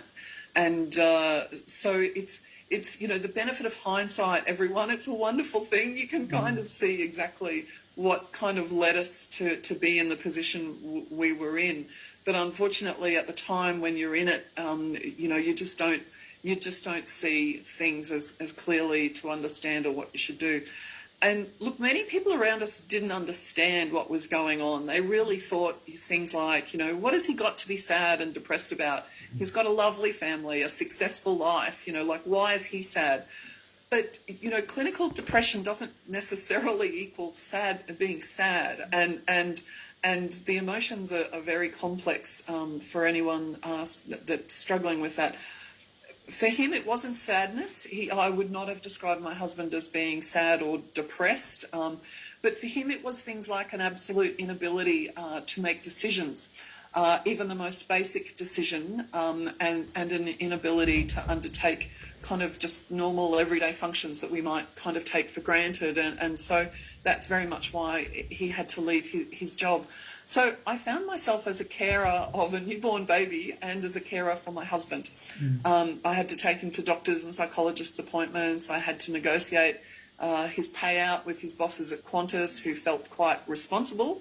They actually did feel that they'd worked him to the bone, that they'd exhausted him, and he just then therefore had no resilience to cope with the things then that were happening in our personal life and the shock of my daughter's dramatic entrance to the world. So I really just had to do everything to run our household through that period. And, even asking my husband to decide between whether he wanted a ham sandwich or a chicken sandwich for lunch was a decision just beyond where he was at that time. So there's probably my first couple of lessons I just wanted to share with everyone then. Number one, don't think mental health challenges can't happen to you. They can happen to the best of us. They can happen to the people that you think have got it all and that are successful. You don't need to be struggling with many of life's challenges to very quickly understand you don't maybe have the resilience needed to cope with things that are happening about you. So, don't feel you're invincible. It is important, therefore, that we share and talk about this. And the second lesson out of all that too is, you won't necessarily see it coming, or even if you do, it's really hard to know what to do about it and to respond when you're in the thick of it. How do you support yourself or your loved one when there's things that are going on that are a struggle? So, nobody's got all the perfect answers, but as Kay and Richard have really already articulated so beautifully, there's, terrific resources and tools and people out there that you can outreach to get support and things. And we had a few strategies. Some are those things that have been talked about already tonight, so I won't re-talk about some of those. One thing we did, though, is we had a safe word, so that if we were in a situation where my husband was feeling a bit overwhelmed or like he was not managing, we agreed that we'd say the safe word, and that would be, my code for me to maybe extricate him from that situation and take him home. Our problem was, though, that although we agreed this would be a good idea, that we use a safe word like watermelon, but we never actually got as far as debating what the word should be, other than my watermelon example when we were talking about it. So my watermelon example was just left sort of hanging, as it were. And so anyway, one day we were out at a sports shop, and the shopkeeper was a very chatty, exuberant, in-your-face sort of individual. And I didn't, however, though, pick up that my husband was struggling a bit with engaging with this fellow, that he was so sort of overbearing. My husband was quickly becoming feelings of being sort of overwhelmed and anxious talking with this fellow, but he couldn't extricate himself from those sort of situations. And that's why we talked about having the code word. He would just be sort of stuck, trapped with people with those sort of intense personalities. And so my husband, he pointed out a picture of a rugby union player in a red jumper or something, and said, well, probably someone who plays for the Queensland Reds or something. And he commented, like, that he thought the jumper was the wrong colour, as it looked, too much like a watermelon red. Of course, I didn't pick up on the clue. Then my husband commented that maybe the colour was deliberate, as the guy, had a head the shape of a watermelon. And look, I'll confess, I think it might have been about hint number 3 of dropping the watermelon word before I got it. I'm sure the shopkeeper by this stage thought we were just nutters, but anyway. So look, I gave our apologies, said goodbye, and got us out of there. And, when we got out to the car, my husband was, oh, thank you, good. I just had to get away from him. He was just really draining me and sucking me into a bad place. So, we got better at using the word, and this was a great little tool for us, as it could also be something used to kind of externalise what my husband was going through, and therefore reduce maybe any embarrassment he might have felt. Like if he wasn't having a great day, a good day, he could just say to me, look, I'm feeling a bit watermelon, I'm going to go and have a lie down, or I'm not feeling like I'm on top of the watermelons today, do you mind sitting and having a chat with me about things? And, so it was kind of a word he could use. So I kind of had a signal to try to help him and talk with him about things. But it was a safe word. He didn't actually have to say, look, I'm depressed, or I'm not coping, or he didn't have to say all the negative labels that might come with things. So I don't know if anyone wants to use the word watermelon, but I'm sure you can come up with much more inventive, safe words, and words that might be a bit easier to blend into a conversation more subtly than that one. But anyway, look, another thing I wanted to share, because Kay mentioned before about medications, but Brendan actually reacted quite badly to the various medications that the doctors wanted to put him on. I think they did do what they were supposed to do, but a side effect for him was that he had these really, really severe nightmares where he would wake up just screaming, yelling in a cold sweat, having just had a dream, where he'd witnessed something really horrific. And they were horrific. They were things like him helplessly watching me and my daughter being axe murdered was one example that I've never been able to get out of my head. So obviously we had to take him off those medications, and so that probably protracted the time it was going to take him to work through the challenges that he needed to work through. But he really did a brilliant job sort of self-managing, essentially, after that, through the use of St John's wort and other sort of, I suppose, less invasive sort of treatments and things. And also, it was important as his sort of carer there to also be aware of the things that were triggers for him. So that inability to make decisions, if there was something he had to decide upon, it did make him feel very stressed if there was a question asked and a decision to be made, and no matter how minor it was. So my little example before about, would he want a ham sandwich or a chicken sandwich for lunch? Well, I just didn't ask him questions. I would just say, here's your chicken sandwich for lunch. And my poor husband he's probably used to me being a bit overbearing too. And so if there were other people who'd maybe be asking him questions, I'd often jump in and answer. And so he just kind of needed to just, agree to things. And so look, a bit of a tip, that sometimes, you think you're being helpful by trying to ask, what do you want? What do you need? What do you want me to do for you? How can I help you? But sometimes people are just not going to be in a place where they can articulate any of that sort of stuff. So I suppose all I can say is just do something. Doing something's better than doing nothing. As Kay said, if all it is hugging them so hard that you squeeze the life out of them, it's something. So look, throughout those years, he probably really struggled too with having poor emotional reasoning. Like if he felt bad, then he thought everything was actually bad, and he thought in terms of everything being black or white, there was really no room for sort of shades of grey. So, you know, sometimes the subtleties about something that happened, you know, you need to sort of work through with him as well. And I think that's a common sort of thing too, that for a lot of us, that when we get into a bit of a dark place, that we tend to overthink things and catastrophize things. And so it's really important, I think, you know, to be there, you know, if you've got a family member or a loved one or a friend that's struggling with anything like this, you know, it's important to just be there and talk through things with them, to be that sensible sounding board, and to talk them back if they're having some unhelpful thinking patterns. So we really needed to delve into what, you know, what it was that he needed to support his good mental health. And his psychologist actually identified that his coping mechanism, his sort of coping method his whole life, had been to throw himself into exercise. And at the time of our daughter's birth, he was actually flat out busy at work and wasn't exercising at all. So a really key thing was to get him back into exercising, into running, into playing AFL footy. And I know Kay mentioned exercise before too, but exercise was absolutely a major secret weapon for him at getting his old self back. So these tips, though, are actually quite personal to my husband and his circumstances. And when I get off the call tonight, hopefully he's not going to say, oh my God, why did you say this or that?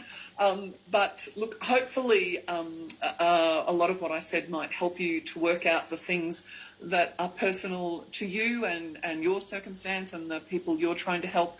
And hopefully that'll make a world of difference. So many of you might find yourself in the possession of carer like I did. And it is hard. It's hard to watch someone you love suffer and to not be able to wave a magic wand to get them through it. It's hard not to be resentful of that other person and how much that they've put on you to be that support for them. It's also hard with something like clinical depression because it changes a person. In many respects, my husband is not the man I married, but now I can easily say he's much, much better. We really needed to stick together through what were some pretty tough times through those early years. It would have been easier for me to walk out. That's the sad reality that I think we both know. But I made a very conscious choice. To me, marriage is forever, and there was no way I was going to walk out on my husband. And he repays me every day with the gratitude for that. Having said all that, I'm doing it. Kay now. Gosh, Kay. My husband, though, now, he is an absolutely passionate advocate for mental health, particularly men's mental health and suicide prevention. He founded an organisation called Outrun 331, and actually at the end of this, I might actually invite Brendan to turn on his camera and explain to you the meaning behind the Outrun 331 name. So that's an organisation that raises awareness and brings hope for these issues. And he achieves this mainly through running and connecting with people. So a few years ago, he actually did a run from Sydney to Canberra to raise funds for AusHelp, which many of you will know is the Canberra organisation that was formed after there were some young men in the Canberra construction industry who'd committed suicide. So it's very much about supporting people in the construction sector. And the following year, Brendan ran from Canberra out west to Narrandera. Again, that's about the same distance as Sydney, so about 330 kilometres. And then last year, he was about to do another ultra distance run when he actually suffered a series of heart attacks. Yes, he actually is the fittest person to have had a stent put in his heart, I'm sure. But again, that was a fantastic opportunity for him to connect with guys at his footy club and encourage them all to get their own, hearts tested and their own cardiac health tested. And so I'm sure he's directly saved other lives there. So this year he actually organised the Heart, Mind and Soul Cup, which was an AFL competition for the Masters footy teams here in the ACT. Unfortunately, the lockdown did cut the competition short, but for the period that it ran, I know it did an awful lot to raise awareness for mental health and to bring the teams together as they played, footy for fun and connected. So hopefully you can see, though, that he's not let what he went through define him. I certainly don't let it define me. We have gone on to bigger and better successes, and we are extremely blessed as a family with obviously my beautiful daughter that I mentioned before, and we've also got the finest of young men as well in our son who turns 17 in 4 days' time, and my son is also a French student of Kay's from past years, and I have therefore owe a tremendous debt to Kay at opening his mind to the international broader world out there and the importance of embracing that. His French has probably gotten very rusty, but his interest and inquiring mind into what's going on in the rest of the world continues to be very fueled, very much thanks to Kay. So my husband does use the experience he went through to raise awareness and understanding and to trigger conversations with others. So I do have his full support in talking to you all tonight. And we both really do believe that health is a state of, like your own personal health is a state of complete physical, mental and social well-being. We're really lucky to have each other and our love to support our well-being. But, you do need to not just be physically well, but mentally well and also socially connected, which makes things like this Zoom meeting bringing us all together so important. So my message really is, look, these are challenges that can happen to anyone. You might not see them coming, but there's a lot of tools and resources out there. And all I can say is how important it is to love and support each other. And now that I've totally put him on the spot, Brendan, I don't know whether you want to turn your screen on to talk to anyone about Outrun 331 really quickly. Hi everyone, and sorry to crash your party. I'm just amazed and inspired by all the speakers up to this point. I've heard your stories and I've cried with your stories, and I'm feeling so blessed to have heard the inspiration that not only that you're giving to me, but for everyone that's watching here tonight, to hear of your courage and just your humility and your vulnerability as well in sharing the story. And the one thing that comes through and shines through, I'm sorry to use the word shine, and it's born to shine, but is what a faithful God that we have. And none of this would have been possible without knowing a God that loves his kids. He's prepared to help his kids in a meaningful way, support them, uphold them, encourage them, and to really just do life with them. And that's what God's all about. So I'm really inspired just from hearing the stories, and I just want to say thank you to all the presenters, and thank you, Tendayi, for arranging such an auspicious conference. It's such a good cause, mental health, and I'm inspired. So I think that's all I really need to say. So no, I wanted you to explain Outrun 331, like what the 3, the 3, the 1, the significance. Oh well, just very quickly, I know that you've been going for a while, but God gave me a couple of different messages. One was 3 + 3 = 1. And that was just after I'd run 331 kilometres from from Sydney to Canberra, and I thought 331. That's why I called the charity Outrun 331, because I was out for a run, and it was 331 kilometres. But God had given me there was another reason for calling it that. He gave me the vision 3 + 3 = 1 because I'm an accountant. But then I questioned him about that because his arithmetic doesn't add up, because everyone knows 3 + 3 = 6, not 1. But he started to unpack it, and the 3 + 3 = 1. the three is the Father, the Son, and the Holy Spirit. And the next three is the spiritual, physical, and mental. And the equals one being wholeness. So when the Father, Son, and Holy Spirit invite you on the journey to join with them, and you're in mentally, physically, and spiritually, it's a path to wholeness. And that's what God showed me, that each are just as important.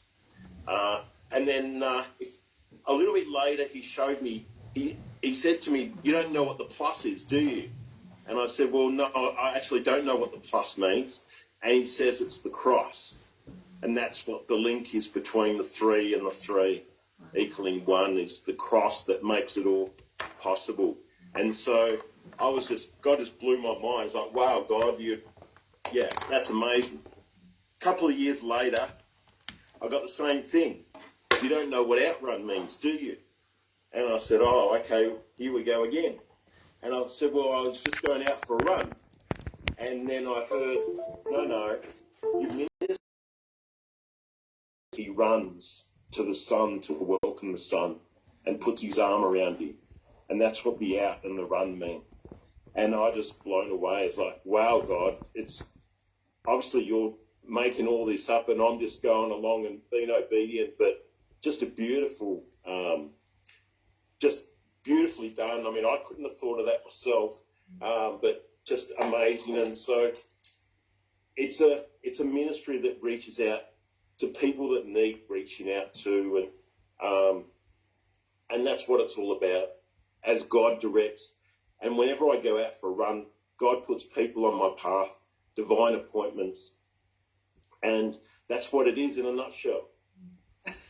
Okay, thank you, Tendayi. We better hand back to you now that the Greenwoods are tag teaming. He knows as well, so she's just going, oh yeah, that's Brendan and Sue. No, that's so powerful. Thank you so much for sharing such a touching story. It's so good to learn from you as well. And now I know there is 3 + 3 = 1. Wow. What in an analogy. Thank you so much. So we have got so many people who are watching on Facebook. Thank you so much for your time, for your patience. I've had to change so that at least you could see the screen of those who are talking, those who are sharing their stories. Thank you so much. So now I think we'll just head straight into the questions. And thank you so much, Susan and Brendan, for sharing this. You have walked a journey, and you have shared your testimonies so good. I've learned a lot. And it's important that if we are carers, we need to be there for one another. Are we there for our families? Are we supporting them? Because at times we think it's now too much and we run away.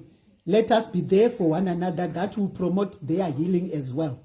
So now it's time for questions. If you have got questions, please keep them rolling on Facebook. I'll be monitoring, and on Zoom. Kay, please, you might want to come this side so that we can help each other here.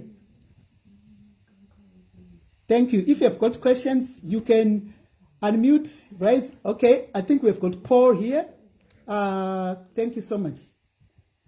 Paul, I think you raised your hand. Where is Paul? Do you want me to turn that one off? I can still be running. It's okay. Yes, I was just trying to charge my phone because the battery is running low as well. Yes. So send through your questions. I think I've lost Paul here. Paul was here. Do you want me to go and have Just unmute. Paul, can you unmute? Paul Thompson, probably? Yes, Paul Thompson, yes. Yeah, he's a friend. Yeah, great. Scroll down. I think, this way. yeah, I'm just looking for him. He has disappeared. He was in front here. Gone. Yes. Anyone with questions? What is some advice? Sammy, what is some advice for carers? Who would like to answer this one? Susan would be good for that. Susan. Maybe I should, Yeah. since I was talking Yeah, from that Susan. perspective as a carer. I think my advice is just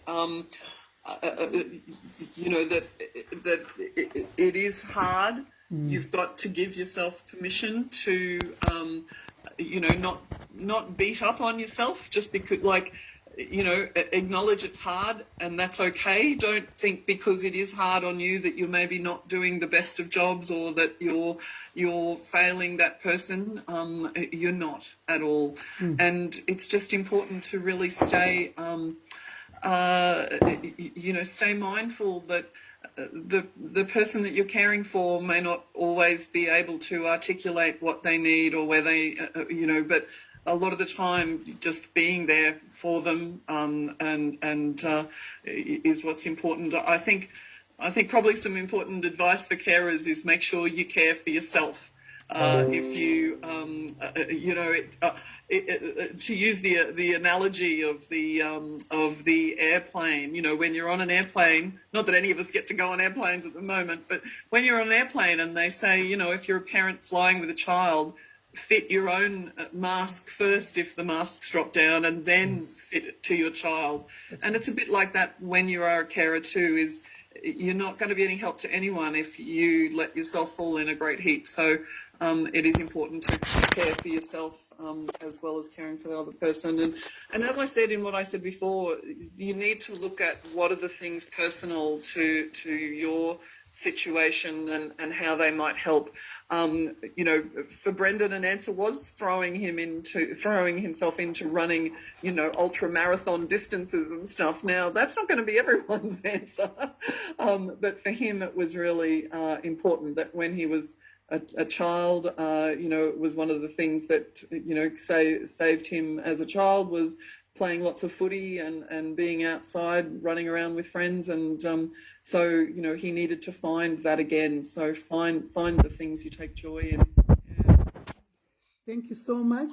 Are you answered, Sammy? Let us know. Then there's a question. Thank you. There's a question for Richard. How did you heal from your experience so that relationships and trust are not affected? Do you mind elaborate that more? That question from I, not sure whether it's the Is it right Aya? way. Yes. The name?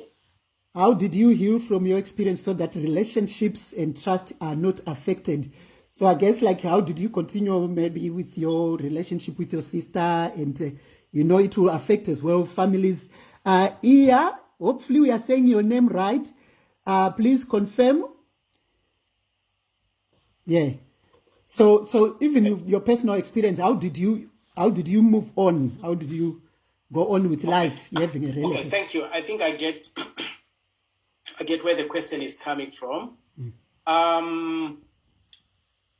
Well, in my own experience, Tendayi, I had a bit of a challenge on forgiveness, on forgiving those that sexually molested me, my sister, and whoever did.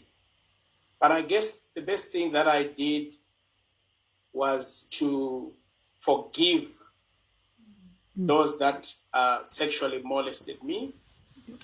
Of course, I've realized that you might forgive and not forget, but real forgiveness is to let go, even though it hurts, even though it's painful.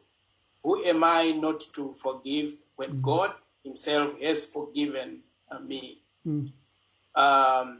My sister, my stepsister, and the stepbrother that sexually took advantage of me are long since gone. They are dead. May their souls rest in peace.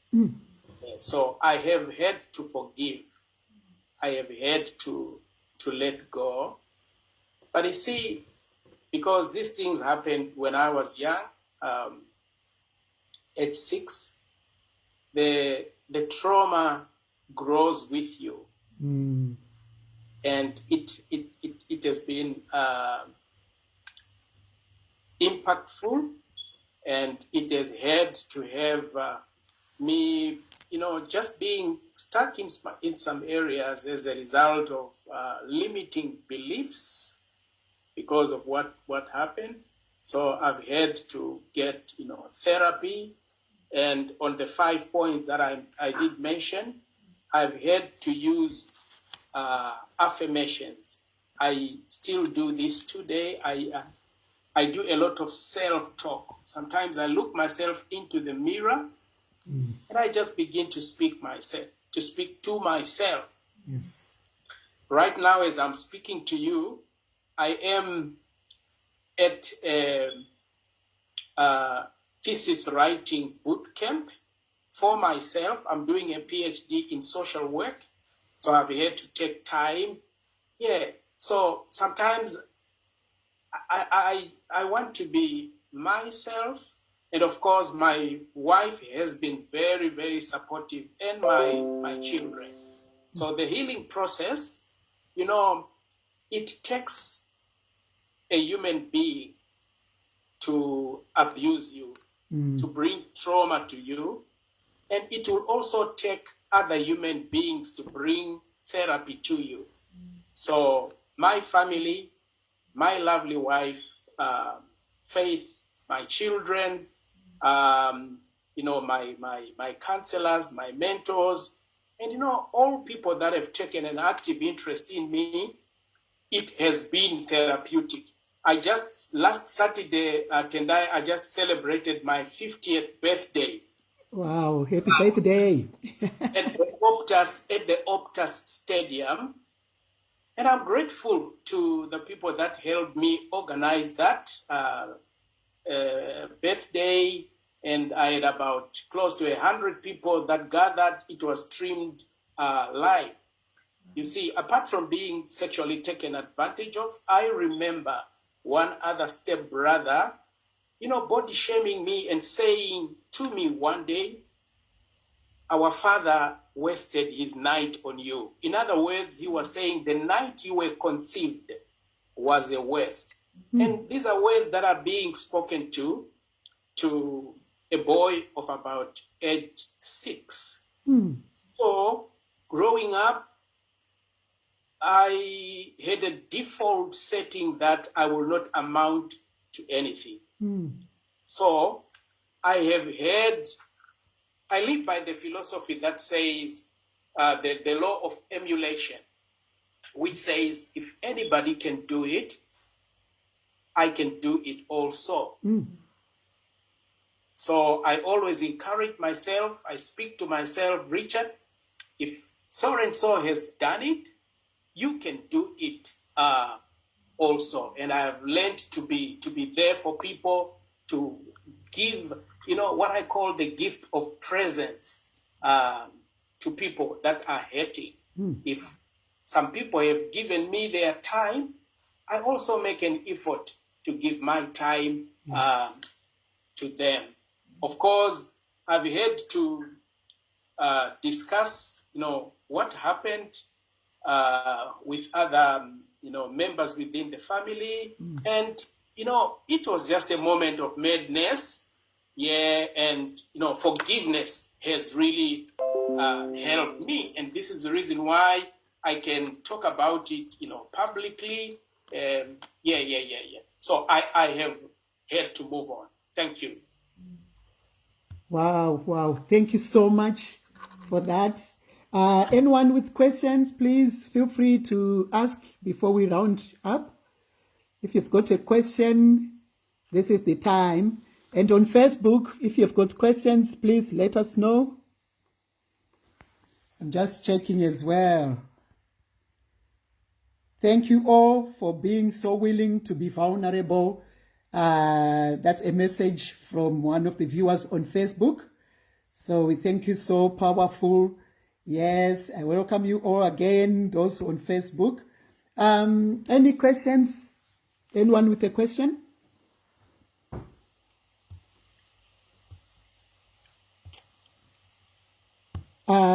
Now I'll give the speakers again the time to just round up in case people want to contact you, get some personal advice as well, because at times it will be like, no, I can't openly say something here. Should people want to get hold of you, how can they reach out to you? I'll start with Suzanne.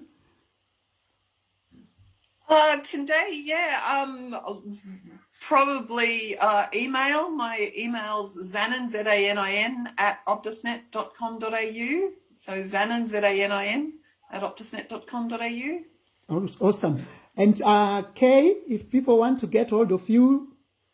Sure, probably the best way is either through the Born to Shine Facebook page, BTS Born to Shine, or people can go directly onto my Facebook page, K.Merritt. Obviously, my spelling's a bit strange, K-C-A-Y, Merritt, M-E-R-R-I-T-T. Just send me a private message if you want, and happy to connect. Just want to say thanks again, Tendayi, for giving us the opportunity to especially given Mental Health Month.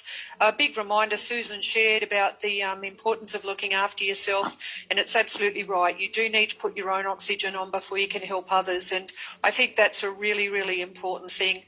One of the things that I realised with teaching here, I was trying to teach young human beings, and yet I was struggling, which is why I stepped down at that period of time to have some time out. So really important for you to look after yourself. Exercise doesn't come easy to some people. I know Brendan absolutely loves his running his kilometres and doing his AFL, but for somebody like me, I am not a gym junkie, and exercise doesn't flood my mind when I'm feeling down. So I actually have to force myself. And one of the greatest benefits of having a dog that's always begging for a walk, which is really, really handy. So, so big tips, looking after your own mental health, really important. I tried to show a little bit earlier the books on screen. I'm not sure whether people could see them. There are two that I particularly like. One is called I Had a Black Book, written and illustrated by Matthew Johnson. Not sure whether you can see that at all, but I'll write it in the chat. And the other one is Living with a Black Dog. So I Had a Black Dog is about going through depression. Matthew Johnson himself struggles with depression, this author and artist, and he's written a book about it.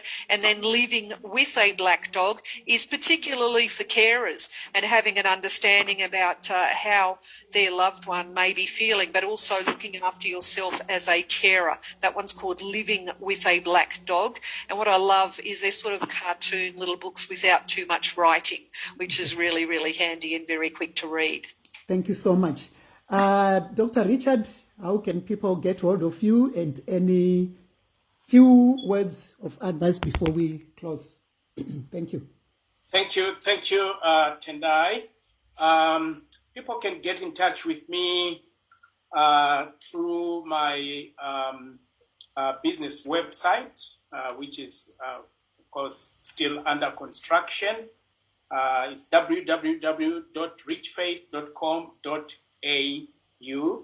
I'm also available on Twitter, LinkedIn, and Facebook as well. I would like to thank you so much, Tendayi, for inviting me at this wonderful platform. And I would like to say to everyone that's here and those that could be going through some mental health challenges, the reason why we have had to use our lived experiences is to raise awareness that mental health problems are real. You can be making it out there in the world, and yet you are going through healing. You are going through therapy, which is very, very important. I told you about my birthday last week, and I've had many people around the world sending videos, congratulatory messages. And the motivating factor for me to celebrate my birthday is to undo the little word that has been speaking to me throughout the 5 decades, that the night you were conceived is a waste. So here I am. I'm saying the night that I was conceived is one of the most wonderful nights that my dad and mom have ever had. My calling is no higher, no lower, but it is unique, and I will continue to use my lived experience to be a role model and an inspiration to people that are undergoing through a variety of mental health challenges. You are not what happened to you, but you are who you choose to be. Thank you, Tendayi. Thank you so much. Wow. Let us clap hands for all our speakers, please. I'm holding a phone. Let us clap hands for them. Wow. What a session we have had here. And I want to thank you all for taking your time. You know, we thought it's going to be just for 2 hours, but you have, you know, sacrificed your time to join us here. I really appreciate you. And as we have said from the start, I am Tendayi Ganga. I am the founder of Born to Shine, and we will continue to be holding our events. So this is one of our many events that we hold yearly. And I want to appreciate you for coming and supporting us. So if you'd like to be in touch and not miss everything that we do, follow us on Facebook. We're on Facebook, Born to Shine. And also we have got a website. If you type tendayiganga.com, you'll find all our different pages there, and you can see an update of the events that we'll be doing. So thank you again for joining us. I appreciate you. May God bless you. As the word of God says in Philippians chapter 4, verse 6, do not be anxious for anything. There are so many things that will cause us to worry, but we need to take it to the Lord. We need to seek help on time. Thank you. God bless you. Yes. So, Good night, everyone. yes. Thank you so much. God bless you. Bye. Bye. Bye. Bye-bye. Thank you, thank you, thank you, thank you. Bye as well on Facebook. Thanks for joining. God bless you. Hey, lady. Hi, Mimi. And bless you guys. Pastor Tinashe, Hey, thank Sammy, you. Tafadwa Masaka, Rose, Nyasha, William, Marvelous, Roma, Tawana, thank you. Sue, Richard, Letty, Mandy, Steve, Abigail, Shane. thank G'day, you, Shane. Letty. Yes.